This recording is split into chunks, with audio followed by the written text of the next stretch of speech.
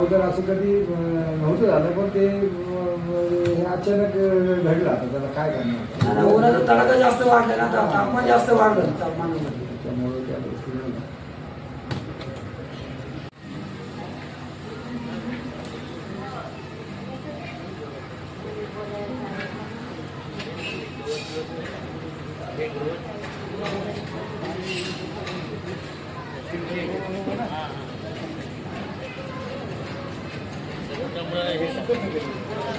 पाणी मारल्यामुळे हे